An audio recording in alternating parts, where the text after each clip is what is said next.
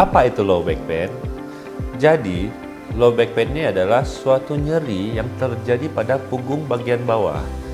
Nyeri ini dapat bersifat lokal atau setempat, dapat saja menjalar ke bagian tubuh lain seperti paha, lutut, kaki, dan kadang-kadang disertai oleh keluhan lain seperti rasa kesemutan, rasa tersetrum, sehingga pada akhirnya pasien sulit untuk berjalan.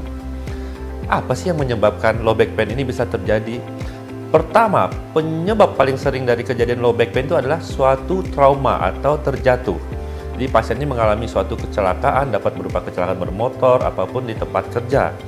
Kemudian ada faktor risiko lain berupa berat badan yang berlebihan, kemudian posisi bekerja yang salah, atau waktu bekerja yang terlalu lama. Penyebab low back pain ini juga dapat disebabkan oleh adanya olahraga yang dilakukan secara berlebihan atau tidak berolahraga sama sekali. Namun tidak perlu khawatir, karena tidak semua low back pain ini adalah suatu kondisi yang serius. Nah, kapan kita harus berhati-hati?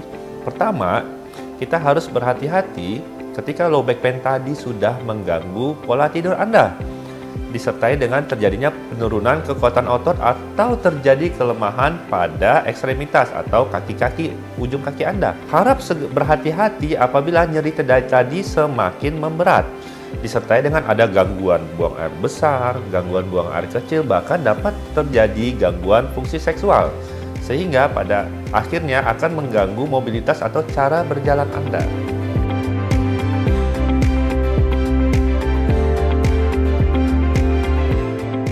Apabila Anda didiagnosis sebagai low back pain, maka tidak perlu khawatir, karena saat ini banyak sekali metode-metode pengobatan yang bersifat tidak invasif atau tidak menyakiti Anda.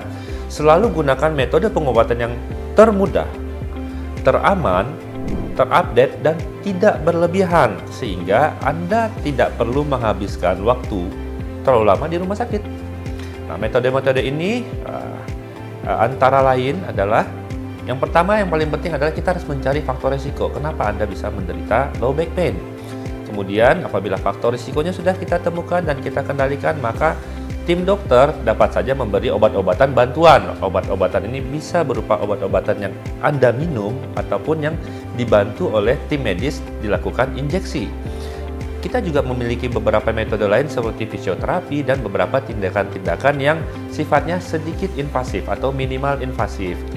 Nah, pada umumnya akhir-akhir ini tindakan-tindakan yang termutakhir yang kita kerjakan di IMC Pulau Mas, salah satunya adalah tindakan BES. Apa itu BES? BES ini sebenarnya adalah suatu tindakan yang disingkat dari Biportal Endoscopic Spine Surgery. Tindakan ini adalah tindakan yang kita lakukan pada tulang belakang, sifatnya minimal invasif dengan resiko yang cukup minimal. Sehingga in the end, length of stay pasien akan memendek, sehingga Anda tidak akan berlama-lama di rumah sakit. Kenapa? Karena pemulihannya lebih cepat. Karena resiko pengerjaannya lebih minimal, maka rentang pengerjaan tindakan BES ini dapat kita kerjakan mulai dari usia muda hingga usia lanjut, tanpa resiko yang berarti. Nah, segera datang ke dokter Anda, karena umumnya apabila Anda datang terlambat, tidak mengetahui gejala awal, dan yang paling penting pengobatan awal yang tidak tepat, maka penyakit tadi dapat menimbulkan suatu kondisi yang serius pada Anda. Mungkin tidak sekarang, tapi di masa yang akan datang. Segera kontrol ke IMC Pulau Mas untuk mendapatkan data yang lebih detail dan akurat mengenai kondisi Anda.